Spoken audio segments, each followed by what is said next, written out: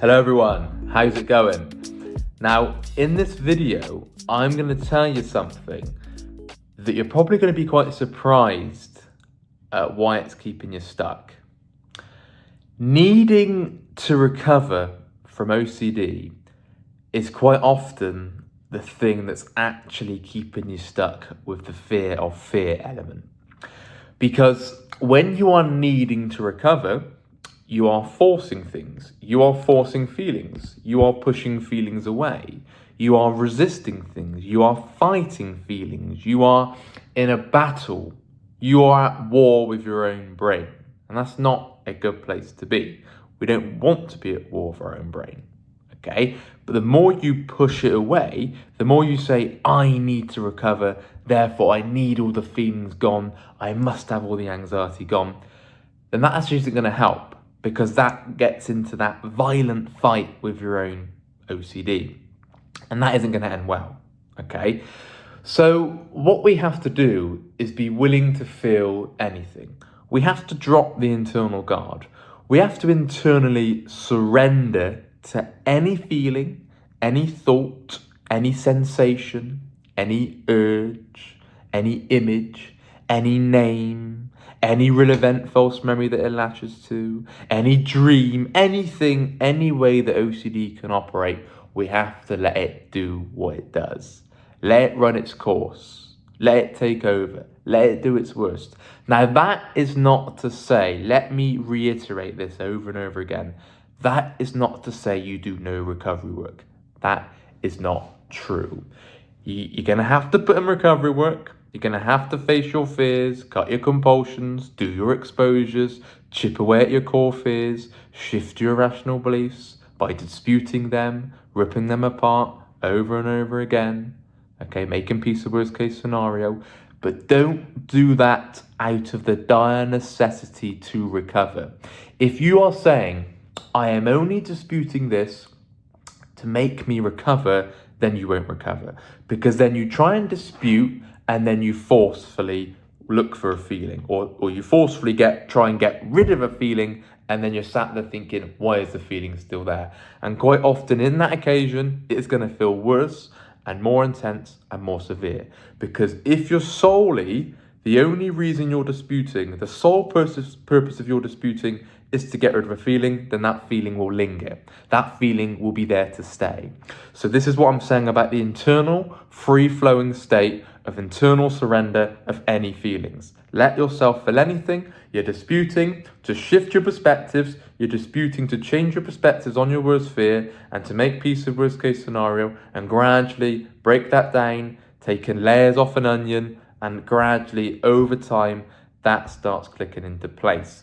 The perspectives gradually click into place over time. Okay, there is no time frame. There is no sudden moment when you think, oh my God, it's all clicked into place, now I'm recovered. It happens naturally over time the more work you put in. No guarantee, but it's certainly likely to. It's very likely to click into place if you keep putting in the work. The worst thing you can do is only put in the work to recover, and that's it. Alone, I just need to recover, therefore I'm going to do whatever it takes.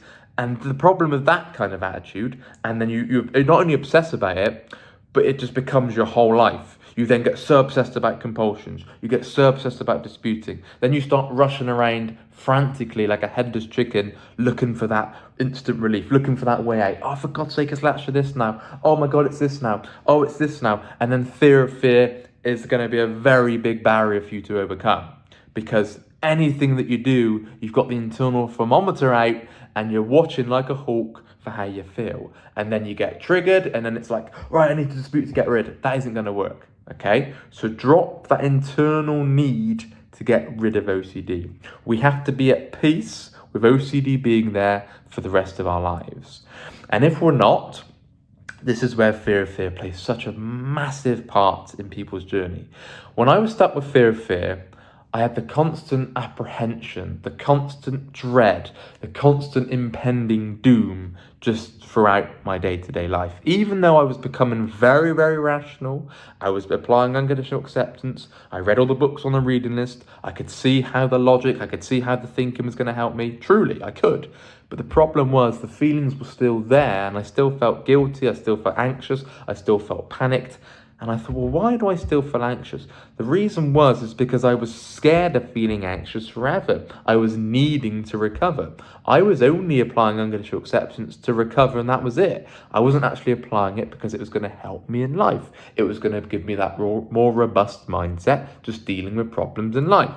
Okay? So what I tend to advise people, hey, you're learning rational thinking, you're learning to apply unconditional acceptance because it will bring you and provide you with beneficial results in the long run. Not just OCD, forget the word recovery, forget the word OCD. It's going to help you with results in the long run of how you deal with problems, how you overcome hurdles and so on, and how you view life, and more than likely going to lead to a happier and healthier life.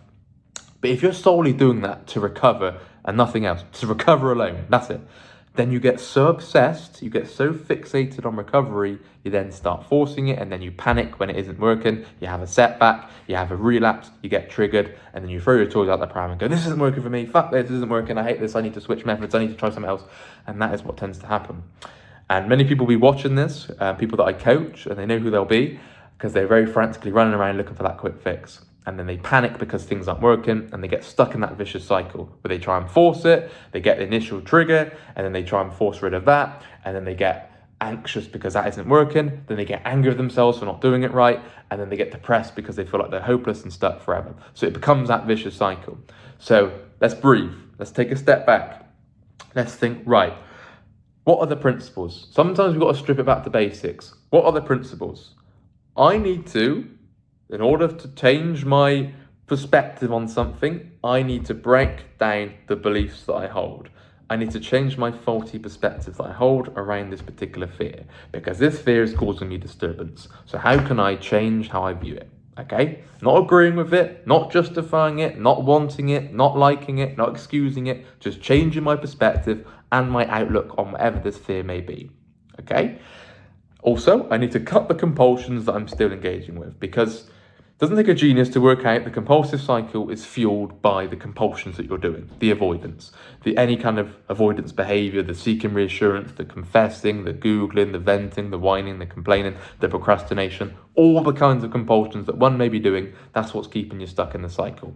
You would not be watching me talk right now if you wasn't doing compulsions, because the reason you're stuck in that OCD loop is because of the compulsions, the seeking reassurance, that hasn't worked, so you then feel even more lost, the confession, and then that hasn't worked, so you then feel even more lost, the constant check-in, the internal scanning for feelings, the internal forcing feelings, maybe you're stuck with HOCD and you're forcing attraction, that kind of thing, and you feel just as stuck as ever.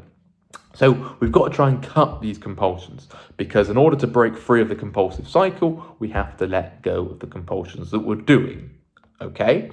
But please don't do this for the sole purpose of recovering and nothing else, because then you have the dire need to recover and you start saying things like, I have to recover. I often say to people, if I told you you will never recover, how will you feel? And they go, oh my gosh, that's it. Totally the worst thing ever. If I don't recover, then my life is pretty much over. I can't enjoy anything. I can almost guarantee you, right? Although there is no guarantees, I can almost guarantee you, if I told you you will never recover, you will drop the fight. You will stop fighting it. You will stop pushing it away. You will stop resisting it. You're going to drop that tug of war that you're in with your brain and OCD, and then, more than likely, you'll probably actually start making progress, because ultimately, you'll focus on changing your perspectives and your beliefs just to see things more rationally, which will bring healthier results in the long run.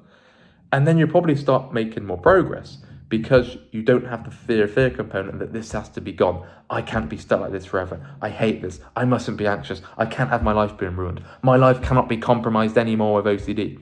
Right? If OCD is there, I can't enjoy this. I can't feel any connection. My whole life has come to a shuddering halt with OCD. You'll stop thinking like that, okay? Because I've gave you a guarantee that OCD will be there for the rest of your life. So you stop fighting it, okay? And this is how we have to view it. We have to make peace with OCD being there, okay? I'm not talking about internal 24/7 suffering on a loop all the time, but we have to get used to OCD being there, changing our relationship with OCD and anxiety, the thoughts, the feelings, everything involved with OCD, become more willing for it to be there, allowing for it to be there, that free-flowing state, letting it be there. The best thing that I did was drop an internal control around how I felt. Because even when I was becoming more and more rational, like I say, reading all the books, all the principles were right, I was doing what I was advised, I was breaking down my beliefs, facing my exposures, doing my exposures, cutting my compulsions, facing my fears, I was doing all of that. But then the problem was I still felt so anxious is because I was still trying to fight it. I was still trying to get rid of OCD. Come on now, I've been doing all the fucking work, why ain't it gone? Well, that's why you're stuck, Sam. That's why I was stuck, because I kept being at war with my own brain. So I kept getting into that trap of why ain't it gone, why ain't it gone, why ain't it gone? And that's when it's going to stick around. That's what it's going to do. Because the more you resist something, it will persist. Okay? If you're saying, right, I need no thoughts in order to recover. Every time you have a thought, it's like, oh my God, it's an intrusive thought, I'm not recovered. And then you start panicking about not recovering, and then you start looking for that fix, and you start the compulsive cycle again to get relief and so on. So you just go round and round in circles. Okay? So, the bottom line of this video, and in a nutshell, please work towards recovery. Come in for your one-to-one coaching calls. Read all the books on our reading list. Do all the work as advised. Please do it. But don't have that need or that dire necessity to recover. Okay, make it a very strong preference, a very strong desire. You're going to have to prioritize the work. You're going to have to make it something that means very much to you and something that you do really want. But as soon as you cross the line to, therefore, I need it, therefore, I have to recover, therefore, I've got to recover, therefore, I must recover, therefore, I should recover, then you're going to be in a spot of bother. You're going to get yourself in trouble emotionally, because then you try and force it, you try and rush it, you try and do it perfectly, you try and nail it, you try and do it just right, and that becomes a fear of fear whirlwind. Okay, because then you're constantly searching and scanning for why you're going to remain stuck, and then you get triggered. OCD's finding new different things, and you're going to get into that. You're going to get into the pits of depression with that kind of thinking, because you're going to feel totally hopeless, because it's like next thing, it's constantly one step ahead of you. Okay, when we take a step back, surrender. Okay, OCD, do what you want, latch to what you want. I'm going to keep chipping away at my core fears. I'm going to keep trying to change my perspectives on things. I'm going to keep focusing on cutting my compulsions and see where it gets me. Okay?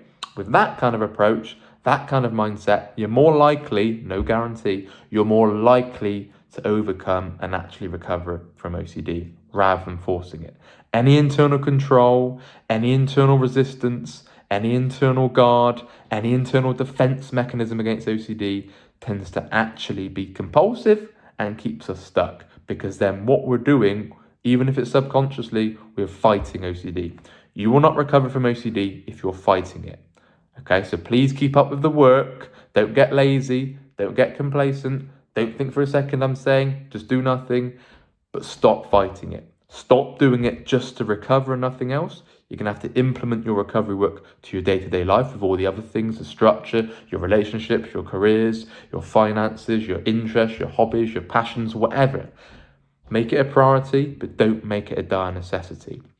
The difference between a want and a demand, a preference and a need. I want, I prefer, you want, you prefer to recover. You're going to do whatever it takes, but it does not mean you then need to recover. You're going to try all you can, but we've got to learn to accept we may never recover. I know it sounds contradictory. I know that sounds conflicting, but that is actually going to better your chances of recovery if you're dropping that dire and rigid necessity to recover, because then you become totally obsessed with it and you go round and round in that vicious fear cycle. So I hope you found this video helpful. If you are finding it difficult to grasp that concept and understand what I mean by that and understand how to get under fear of fear, please email phil@ocdrecovery.com. Fear of fear was something that I was stuck with for years because I kept fighting it until I actually dropped that internal control and actually internally surrendered to OCD and dropped the need to recover. I actually started making great progress. Okay. And that will help with all the other work you're putting in, but please stop fighting it. Please stop pushing it away and trying to control it. That is the thing keeping you stuck. So email phil@ocdrecovery.com. I'm Sam. You've got Rob, Nick, Momin and Gemma all doing coaching calls here. So please email Phil, get booked in one of us coaches, and we will book you in as soon as we can to get your recovery journey started. Or if you're already on the recovery journey, please get in touch and we can certainly help with the fear aspect, which is ultimately keeping you stuck. Anyway, see you later, guys. Hope you enjoyed this video and thumbs up from me. Bye-bye.